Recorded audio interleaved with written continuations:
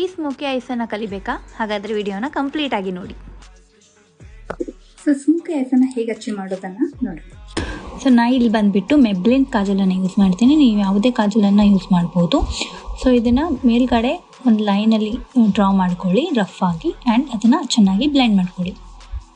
So blend ಆದಮೇಲೆ ನಾವಿಲ್ಲಿ dark colour I ಶ್ಯಾಡೋನ ತೊಗೊಳ್ಳೋಣ. ಡಾರ್ಕ್ ಬ್ರೌನ್ ಕಲರ್ ತೊಗೊಳ್ತಾ ಇದ್ದೀನಿ. ಬ್ರೌನ್ ಕಲರ್ ಐ ಶ್ಯಾಡೋ ಮತ್ತು ಕಾಜಲನ್ನು ಚೆನ್ನಾಗಿ ಮರ್ಜ್ ಮಾಡ್ಕೊಳ್ಳಿ. ಸೊ ಇದು ಚೆನ್ನಾಗಿ ಮರ್ಜ್ ಆದಮೇಲೆ ಒಂದು ಲೈಟ್ ಟ್ರಾನ್ಸಿಷನ್ ಕಲರನ್ನು ನಾನು ಯೂಸ್ ಮಾಡ್ತಾ ಇದ್ದೀನಿ. ಸೊ ಅದನ್ನು ನನ್ನ ಕ್ರೀಸ್ ಲೈನ್ ಮೇಲೆ ಅಪ್ಲೈ ಮಾಡ್ತಾ ಇದ್ದೀನಿ. ತುಂಬ ಐಬ್ರೋ ಹತ್ರ ಹೋಗಬೇಡಿ.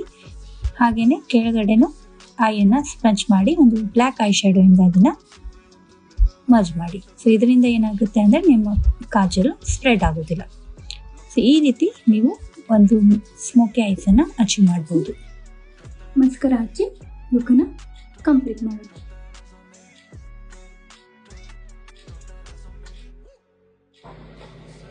ನಿಮಗೇನಾದರೂ ಈ ಐ ಮೇಕಪ್ ಇಷ್ಟ ಆಗಿದ್ರೆ ನಿಮ್ಮ ಫ್ರೆಂಡ್ಸ್ ಜೊತೆ ಖಂಡಿತವಾಗ್ಲೂ ಶೇರ್ ಮಾಡಿ. ಹಾಗೆ ಫಾಲೋ ಮಾಡೋದನ್ನು ಮರಿಬೇಡಿ.